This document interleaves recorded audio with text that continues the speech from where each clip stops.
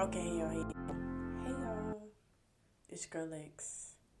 This is Life of Lex. How y'all doing? Y'all good? Y'all hanging in there? Hanging on by the hairs of your chin. Me too. But it's okay. Y'all. So last night, I had this urge that there's something that was in me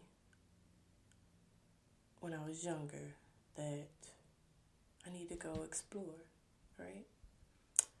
And I didn't get to it last night because I was tired. And so went to sleep, woke up. And so today I was writing in my journal, right? And I was just like, there's something like, you know how people will tell you to like write a letter to your younger self or your child, your inner child. I realized that I wouldn't want to go back and tell my child self anything. I need her to come tell me something. You know what I'm saying? I need her to come help me out. Help me, girl. Like, what was it, right? So I decided to go to Facebook and I found my old Facebook, and so I went through some videos on there, and apparently I still have old singing videos on there. And so the very first one was a song that I wrote. Um, it's called 13 Going on 30. And so I wrote it while I was 13, obviously. And I posted a video in 2012, February 1st, 2012. And then February 20th, 2012, I turned 14. And so lyrics of a song were 13 going on 30, my life is about to turn. And I don't know what I was going through when I wrote this song, but boy, did those words come true. Like, when I turned 14, so many things happened in my life, right?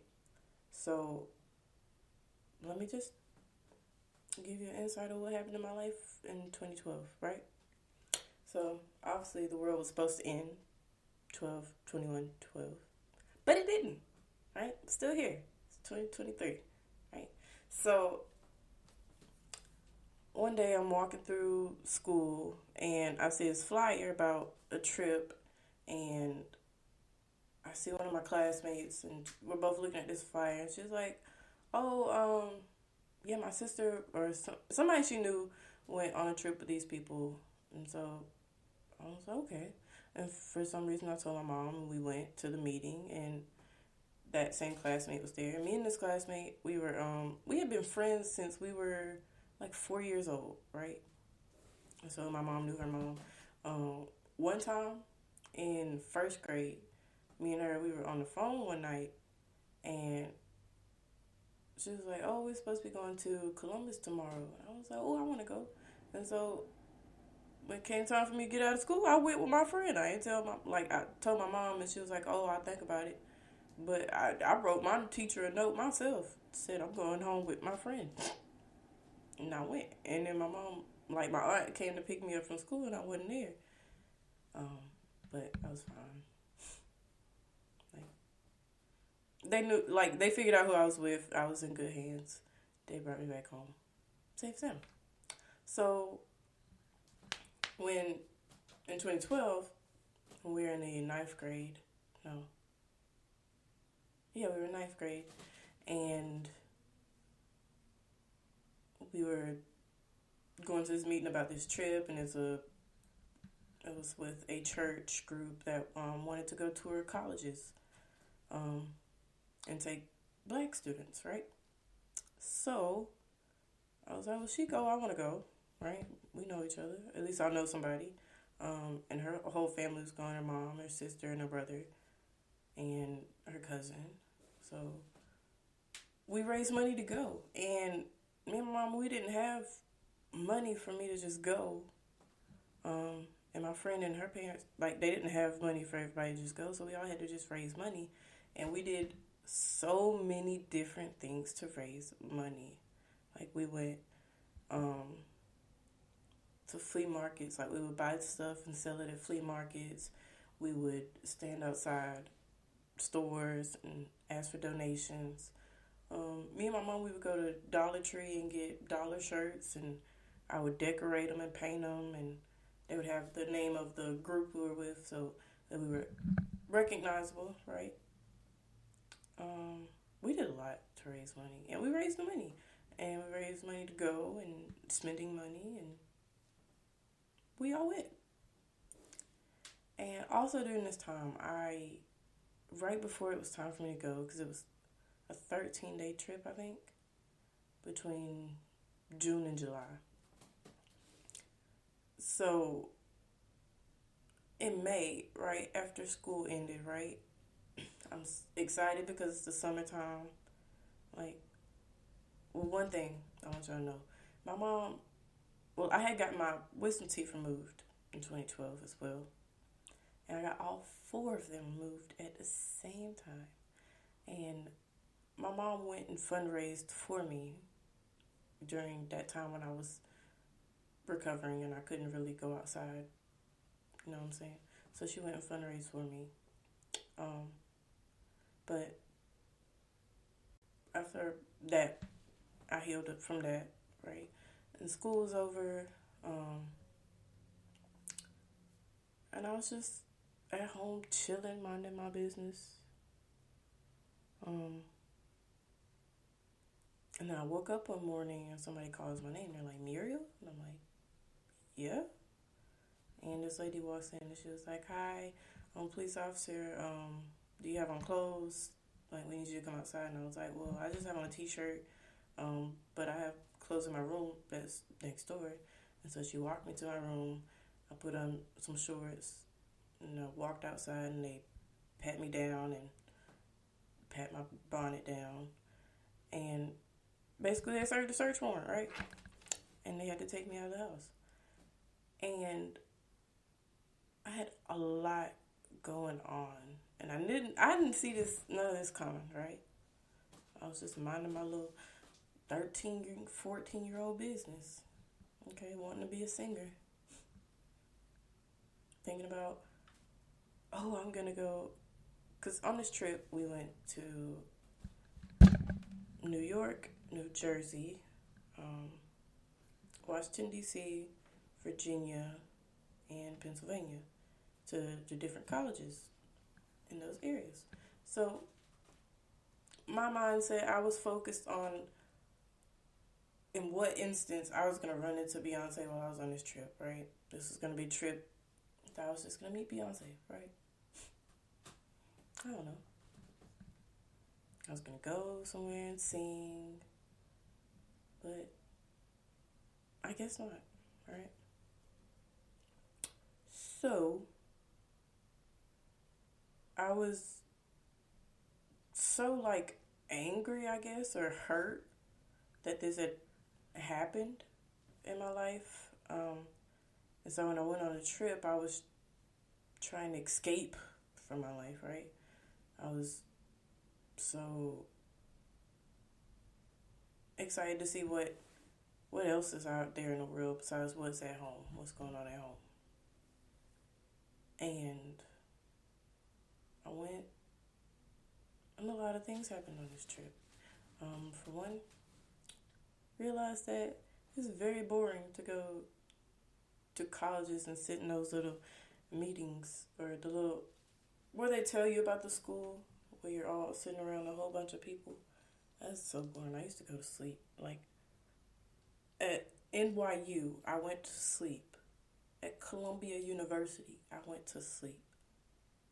At I want to say Hampton University, I went to sleep as well. Yeah, like I was knocked out.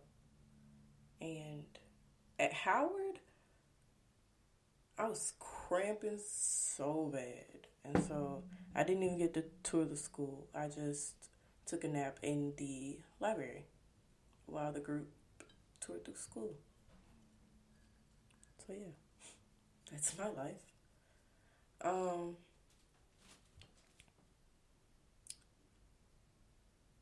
But yeah, I did not know what could have transpired from my life just from writing that one song.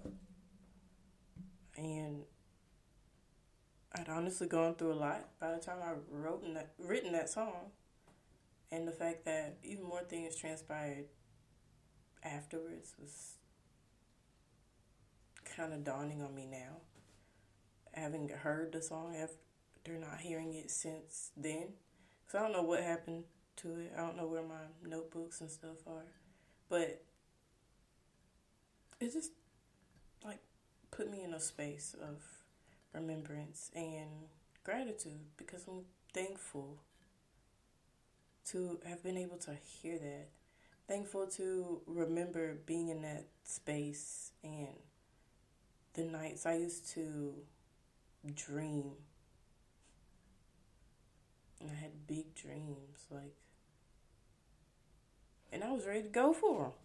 Like, when I was on this trip, we were in New Jersey, and our hotel was in New Jersey, right? And so there's this restaurant near the hotel called Cheeseburger in Paradise. And at my school, the one me and my friend went to, we'd have this thing every year at the school called Cheeseburger in Paradise. And it was to celebrate the accelerated reader points that you would get throughout the year. And all the class, like all the grade levels would perform a song together. And then they would celebrate those in that class who got the most points. So we were like excited to go, like, oh my gosh, it's Cheeseburger in Paradise. We got to go. And so we went. It's me, her siblings, her cousins. It was probably around like 8, 9 of us, right? And I think 1 or 2 of those. And me and my friend's sister wanted to do karaoke. And so they had this big ass, thick ass binder full of songs. And you had to pick out the song to get the number to tell the DJ what song you wanted, right? And so I'm trying to look through this book and look for Party in USA. And this girl that was part of our group, she was like, damn, Muriel, it's not a book. You don't have to read it. Right? It don't take all day. And the songs weren't in alphabetical order. So I actually had to look, like, skim through every single page to try to find the song.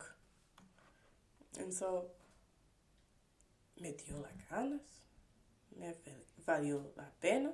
I took that book, I threw it across the fucking table, cleaned the fucking table, and everybody just got up because, like I said, I cleaned the table, okay? Drinks was falling on people's shoes, food was on the floor. We got up, paid, and left. That was that. And I, like, really, really wanted that moment to sing, right? But I didn't get it. So, we got back to the hotel.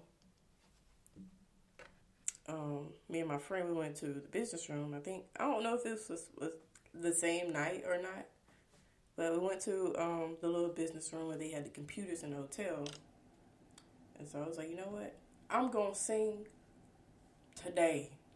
Damn it. And so I recorded myself singing 1+1 by Beyonce in this meeting room in this hotel. And then I put it on Facebook, right? And then I didn't do anything else, right? And then as soon as we left New Jersey, guess who was seen walking around the streets of New York? Miss Ma'ams. Okay? And so now we're in Washington, D.C. for the 4th of July of 2012. We had the fireworks. And after fireworks, I look at my phone and see Beyonce's at the Statue of Liberty with the fireworks, and I'm just like, damn, I was just over there 2 days ago. You couldn't have waited? Shit. You couldn't have went earlier? Damn. But, it's not her fault. It wasn't my fault. You know what I'm saying? But it was just like, I guess, it's just so funny how things play out with people. And the things that we want in life and the things that we focus our mind on.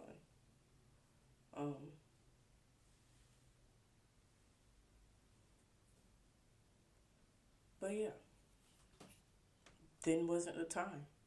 I wasn't meant to cross paths with her then. One day. Who don't want to cross paths with Beyonce?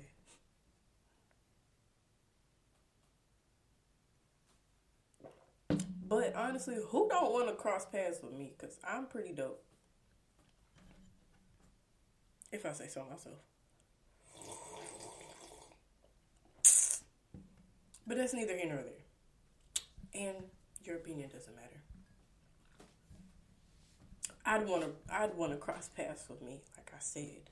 If I could run into younger me, baby, we would take over the fucking world. Like, I had it in me. Then somehow I lost it. And I guess it was because when I got back to, I came back to nothing really. Like, nothing but hard times. For the next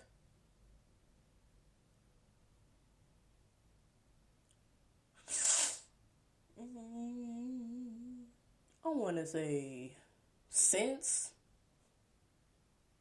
well, no, until I got to college. That's when things calmed down for me. But then they picked right back up during, because college brings out the best and the worst in you. It brings you to your highest moments and your lowest. Like, I would cry so much doing homework, doing math problems.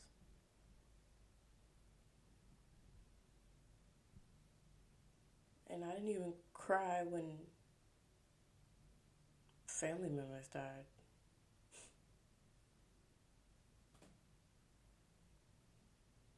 It was just, I don't know. I guess it was because I learned to live without people in my life. But I couldn't accept living with myself knowing that I failed. Or that I was failing, right? And math brought that out of me. Like, I was always good at math, or I always ended up being good at math because I practiced. So even when I was in college, I was practicing and practicing, and I was just not getting it. I'm like, if I can't even make through practice, what the hell do you think I'm gonna do on the test? And what the hell do you think I did on the test? I failed them. I sure the fuck did. One time I was taking Calc 2, and this was, I guess, the second time. The first time, I dropped the class after 3 days. So I was there to take notes for like 2 days. But on the third day, I dropped it. So when I took it for the fall semester, I was going to class. When I wasn't understanding something, I would go talk to my professor. He always smelled like beer and cigarettes. Not that that's important, but like, he really just smelled like beer and cigarettes as a professor. And so he would help me out. I would go to the math tutoring center. I was still failing the test, and the grade was our test scores added up. And so I was like, even if I make 100 on the next two tests, on the rest of the tests for the semester, I still won't pass the class. And this was 2 months into the class because I done so bad, right?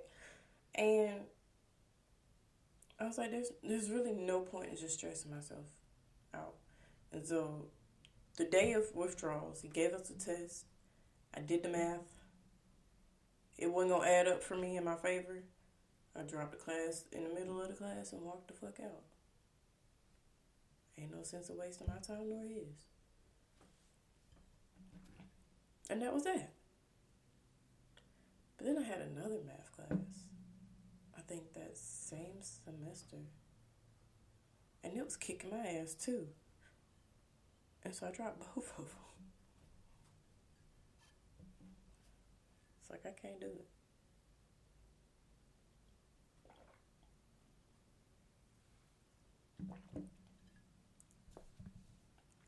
Well, it was just too hard. It was too hard. But anyways,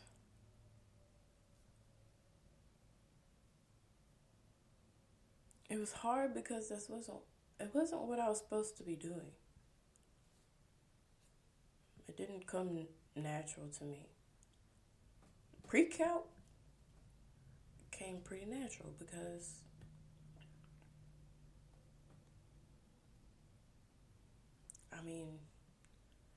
to get into pre-calc as a freshman, that means you're doing pretty good. If you don't get into pre-calc, you got to take the first math class, that's still cool. And if you got to take remedial math, that's still cool. You just got to you just got to practice, right? And so I had taken pre-calc in high school and gotten in trouble for cheating and realized I didn't have to cheat. And so I remembered everything that I used when I was cheating, and may or may not was cheating in the same pre-calc class, but that's neither here nor there. And I got a good grade in the class. So I was like, okay, cool. Maybe this is what I'm supposed to be doing. But no, I was supposed to just clear my path for the rest of college, because you gotta take a math class anyways, whether you like it or not. And yeah.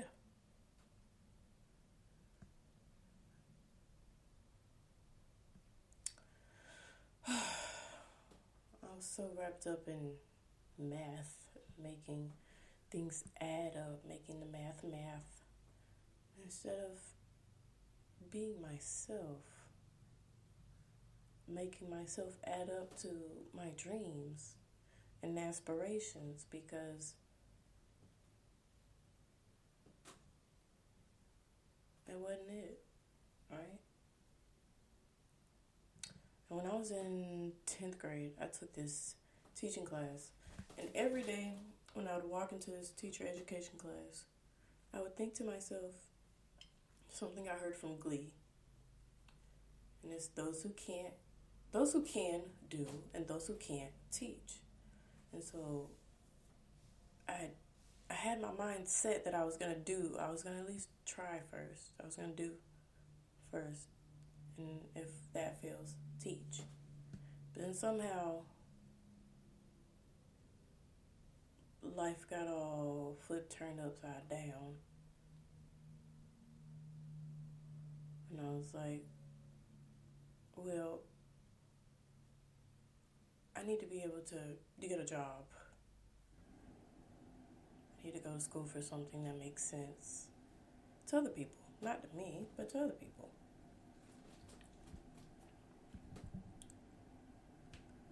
And that's when I decided to be a teacher.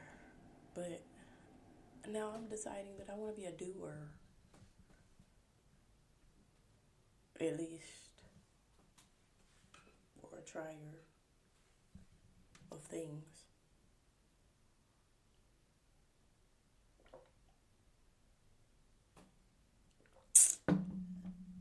And that just means I had to find out what was I doing back then that I felt was right then. You know what I'm saying? Because when the younger you are, or what you were doing when you were younger, you were more closer to your purpose than you will ever know. At least that's what I'm saying about myself. And then as we get older, people teach us things and tell us, oh no, you can't do that, or you should do this. And they'll tell you what to do to change your mind about you, because they want you to be like them. But I don't want to be like them. I want to be who I am. I want to be Big Legs. I just want to be Muriel. And if that bothers you, then so be it. Like, I can't tell you what to do. But you ain't got to sit here and listen to me. That's for damn sure. But anyways, also found this picture of this letter I wrote. And it was from when, because I was a huge Beyonce fan back then too. So Beyonce had this thing where she wanted to put people's letters that they wrote of their dreams on her website. And so I wrote mine, and my handwriting was terrible, to say the least. But it said a lot. I'm going to read it to y'all. Okay. It says, my dream is to be the best singer that I can be. I want to be a hero to others like Beyonce is a hero to me. I want to touch the hearts of many people with my music. I want to show people that they can overcome their struggles. I want to be able to share my dreams with others and inspire them to dream. And then I signed it. And it's just so crazy that that's what I wanted to do with my life in 2013. And how far I strayed from that. And now that I'm older, I get to reevaluate what I actually want to do with my life. And I don't just want to be a singer, right? Beyonce's not just a singer. She's an actress, dancer, philanthropist, choreographer. What else? She's a bunch of shit, right? And even Jenny Rivera. She was high school graduate, college graduate, real estate agent, right? Worked at a swap meet, singer, actress, business owner of many businesses, right? Book writer or author. She had a lot of hats. Me, I have a couple of hats. Podcast host, singer, college graduate.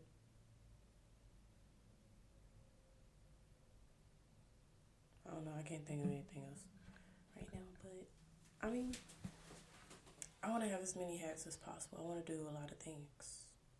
I don't know if acting is my thing, but I'd try. I'd try my best. And I'm not going to have myself looking crazy. I'm not just going to serve you anything, so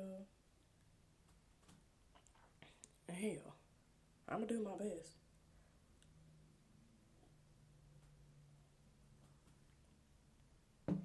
But I won't just do anything. And that's the kicker.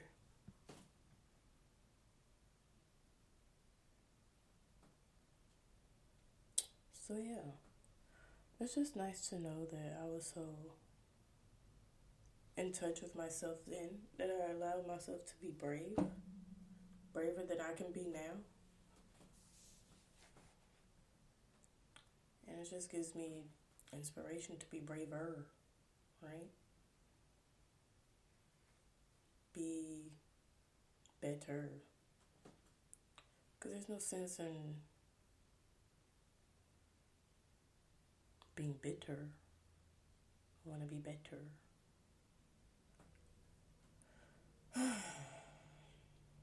And I'm also learning to mind my business. Okay? Let people do them. Let people make their own mistakes. Learn their own lessons.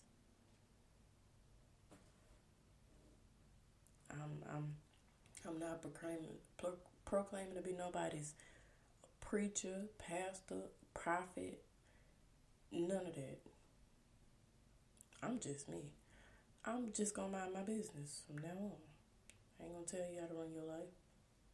I'm just tell you what I know about myself and what I ain't finna do. Okay? I know what I am gonna do and what I ain't gonna do. And I'm gonna let you know both.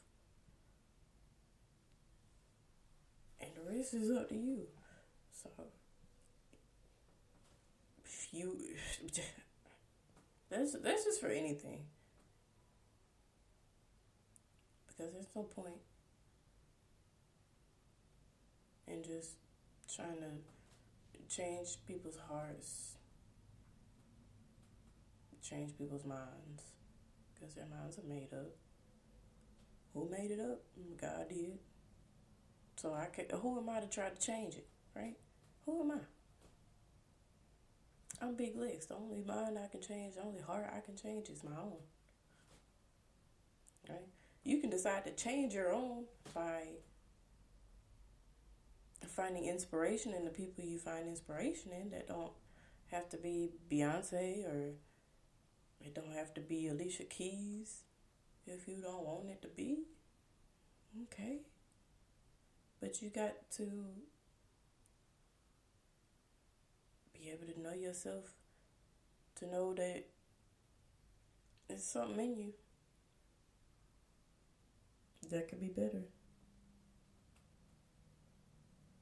And if you're trying to go back down the road, it can get better. It don't work like that. But like I said, I'm nobody's pastor or preacher. All I can say is, I ain't falling for it. And that's that on that. So yeah, I'm enjoying learning things about myself and sharing that with y'all. Who knows? Who knows what life for me is gonna look like in the next couple of minutes, hours, seconds, years. But I'm doing all right. That's all I can say. I'm doing my best. And that's all I could ask for myself. Because I ain't asking nothing from nobody. But for myself, I only ask the best. I only expect the best. So I gotta make sure I show up as my best.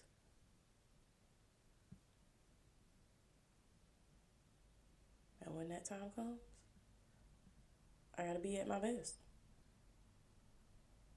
And do my best. Can't just show up at my best and then flip the script on people. Like, it don't work like that. I had to show up as my best, do my best, and go home knowing that I did my best. Okay? And whatever goes from that, that's not my business. What my business is doing my best. And so that's why I do my best to be obedient and come talk on this podcast and talk my feelings out so that they're not eating at me all day. And then I journal to get my thoughts out and remind myself of what I'm doing all this for, right? My journal is very special to me because it's more like me writing a story about my life. Or it's a story about me and God, really, and our relationship. And so it's pretty special to me. That's at least what it's come to, a story between me and God. Shit. Okay, my bad. Just knocking shit over. Anyways, and so every day there's a different part of the story, or whenever I write, there's a new part of the story of how me and God have come together, and He showed me things, and we've had our conversations, and we've discussed things. Okay. So I'd be like, what am I supposed to do with this? And he'd be like, well, this is what you got. This is what you know. Do what you gotta do. And I'd be like, that makes no sense. But I don't know. Sense comes, right? You gotta, like, let's take your five senses, for example. Taste. You wouldn't know your taste buds didn't work or like coronavirus, right? The one thing that you could tell if you had coronavirus or not, or that's what we thought, was that if you could taste your food or whatever, if you had taste. And so you wake up, you're not thinking about, do I taste my slobber? Do I taste my drool right now? No. You're probably going to drink something or eat and realize, oh shit, I can't taste anything.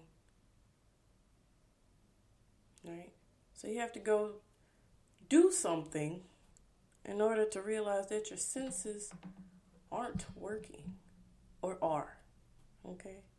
So, like I said, when I asked God, like, what am I supposed to do with this? And be like, okay, well, this is what you got. This is what you know. Do what you got to do. And so, in order for it to make sense, I got to put motion to the action. Sometimes I have to figure out the action. Sometimes the action just comes just from pure coincidence, right? Like, some things will come to my brain and it'll make perfect sense to me while I'm just doing mundane things. Like, one day I was sweeping and it came to me because I had been watching Mariposa de Barrio, and I was watching the episode of when Jenny brought her kids to her Yerna house, her mother-in-law's house, for Christmas, and the grandmother gave the other grandkids like nice gifts, and she gave like Cheekies and Jackie like socks and shit. And it dawned on me that the same thing happened to me. Like, I'm not sure what my other cousins got for Christmas, but my gifts were used. Like, I got used toothbrushes and the big tins of popcorn, half eaten and stale. But not bring that up to just rehash the past and be angry at my grandmother. It's just that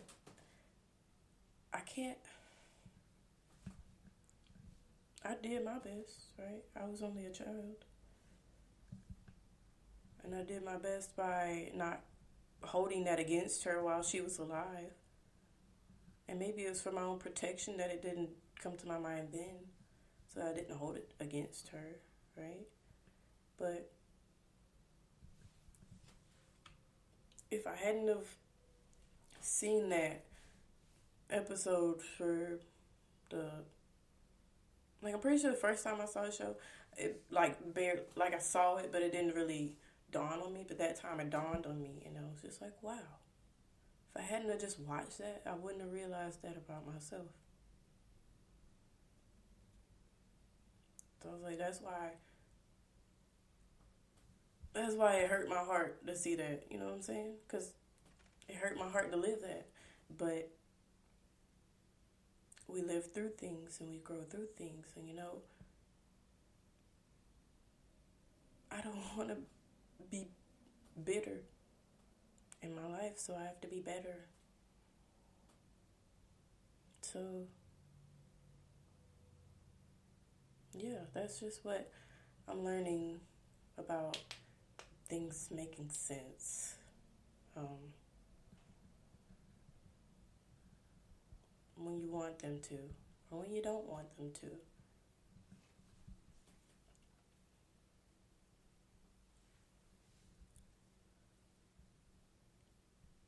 And it takes time. It really does. It took me time to sit with that and be like, okay, well, ain't no sense in beating a dead horse.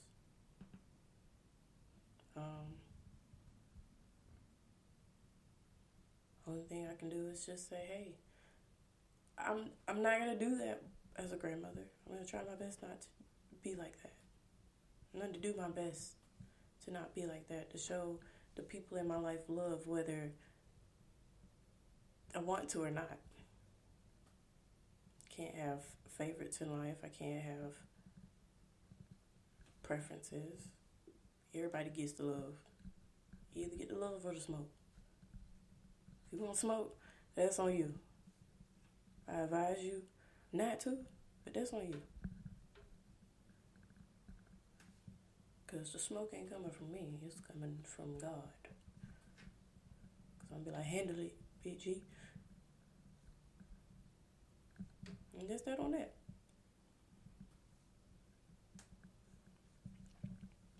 But also, the love that I have to give comes from God as well. Because a couple months ago, I was like, I ain't got it. I don't want to do the podcast anymore. I don't want to do anything anymore. I don't want to get out of bed. I don't want to brush my teeth. Nothing. Right? I'm out of bed. So, I'm doing better. Okay? I'm doing a whole lot better. And that's all thanks to God for showing me things and making me sit down and watch things. Because there are times when I want to be doing more, and I'm just like, there's nothing for me to do but just sit down and watch the things that interest me. And that show is just a show where I can see things, and it just reminds me of my own life, and I just sit there and cry. Like, I have shed so many tears watching that show because I've gone through a lot of it myself. And so it just reminds me of myself. Like, everybody just reminds me of myself. And I understand the pain and the hurt and all of it. And so it just helps me heal.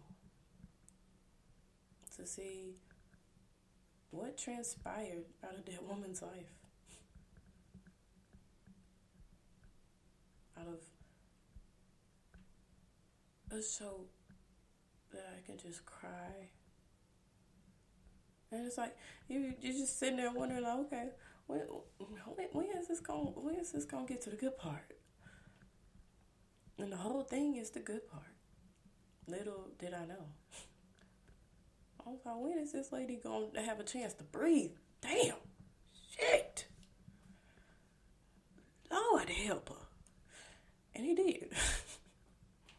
He did. And that is the craziest part. Because I was just, my heart was just hurt. Like, dang. I wish I could just give her a hug. Somebody help her. And it took for her to know who she was. I know what she had inside of her, and it was up from there. And so it just inspires me to do the same. Like Cheese told me, I have to know who I am and what mark I want to leave in the world. So I had to sit down with myself and go through painful things in my life. And realize that younger me was much stronger than I am today. But with God, I have strength. And so with knowing that with God I have strength, I can only get stronger in my relationship with God and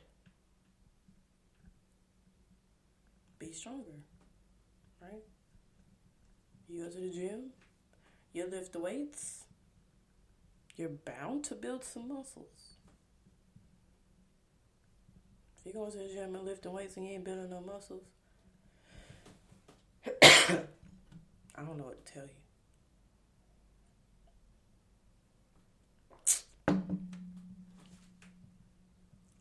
And I've also noticed changes with my body.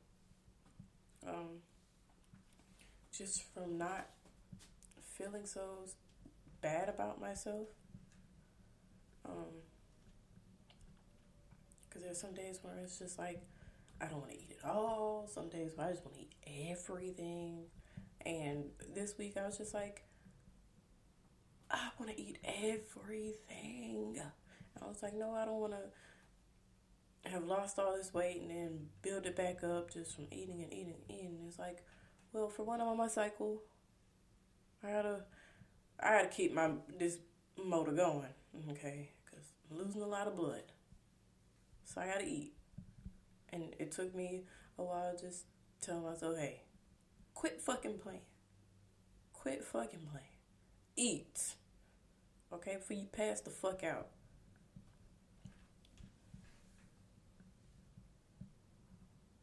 And that's what you gotta do. Like, you gotta understand your body well enough to make better choices regarding it. And so I understand that if I am losing a lot of blood and losing a lot of nutrients in my body, then I need to be putting that in the best way I can. And if that's by a happy meal that look like a sad meal, then that's what I gotta do. But being hungry and cramping and working, pick your battles. Okay? Pick your fucking battles. And so, yeah. Pick your battles. Let God handle the rest. Because He's already fought them for you. You just gotta pick which ones you willing to fight and which ones you willing to just say, hey, I already got it. It's already taken care of. Because fighting is a choice. Fighting is always a choice. But you gotta show up for yourself first to be able to make a choice. And so I was very grateful to have shown up for myself yesterday and say, hey, you gotta eat. I understand why you don't want to, and I understand why it's important, but you gotta eat. But then when I went to the grocery store and came home and ate some more and then ate some more, I was like, hey, this is not what we're gonna do. Okay? This is not what we're gonna do. So you gotta be accountable with yourself. Hold yourself accountable for your own shit. And take inventory. Say, hey, this, allow yourself some grace, but don't allow yourself too much. Okay? Okay. Because I had to catch myself after I was, y'all know those little Eggo French toasts with the little sticks and you just pull them apart? Those are my favorites. And I had 2 of them and it was gone like that. And I went and made another one. I was like, bitch, 3? Are you kidding me? And I was like, you know what, sis? I got you. I'm gonna eat this one, and then I'm gonna stop. And then I ate it, and I was like, want another one. And I was like, this is too much. This is a problem. What's going on? What's going on, right? And that was because I was feeding my body more than my mind, for one, instead of working on I was probably feeding my emotions, right? Because I had to be a big girl yesterday.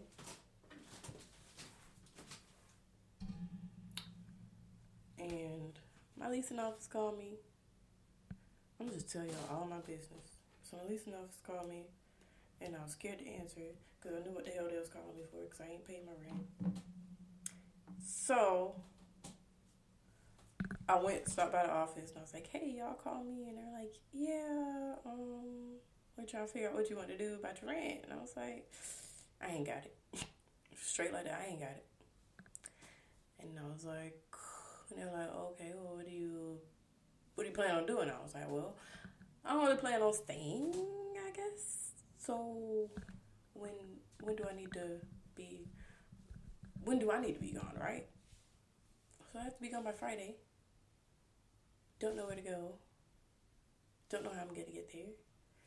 But at least I know my options. I had to grow up, go face my truth, say, hey, can't do it. Own up to my shit, okay? Because I can't handle another eviction. That's, ugh. I can't keep avoiding my problems. I have to face them. And, yeah, that's that. But don't feel sorry for me. That's one thing I don't want you to do. Because just know.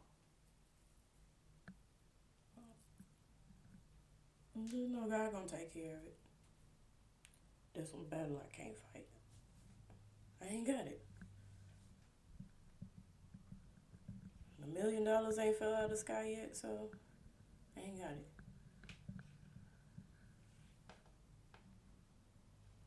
But I can't give up on myself and my dreams just because life is crashing down all around me. So, until next time, my friends, I'll probably be back talking to y'all tomorrow or today or in the middle of the night. Who knows? But the battle is already won. I just have to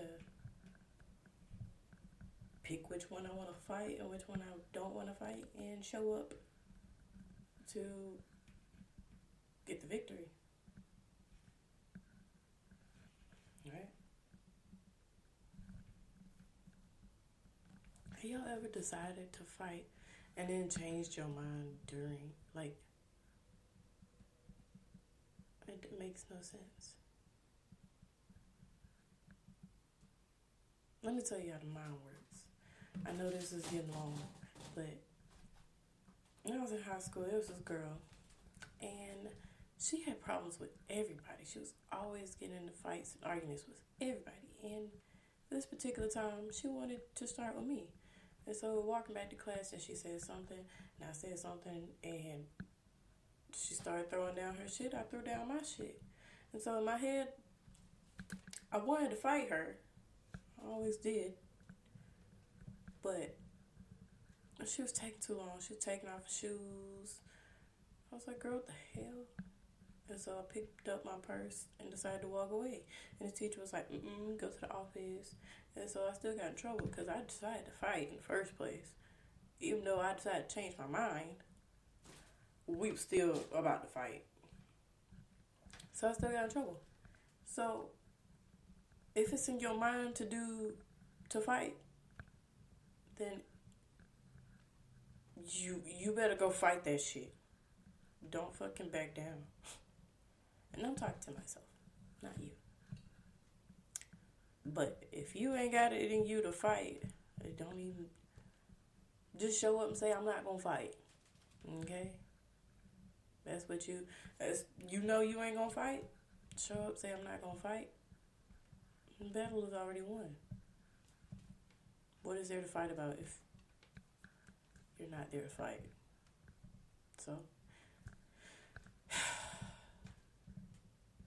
that's how I gotta go through life. Choosing whether I'm gonna fight or not. Because if I'm gonna fight, I'm fight. Not you bitches. So.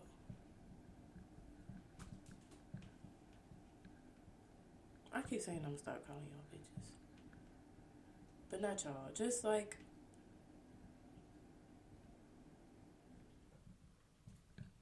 I don't know. I used to say a bitch is a beautiful individual that creates haters. So, you can be a bitch if you want to. But that's on you. But that's my definition of a bitch. Is a beautiful individual that creates haters. If I call you a perra, take offense. Take offense. But a bitch, my meaning is different from yours. So if you call me a bitch, I'll take it as a compliment. Thank you. If you call me fat, I'm take that as a compliment too. Thank you.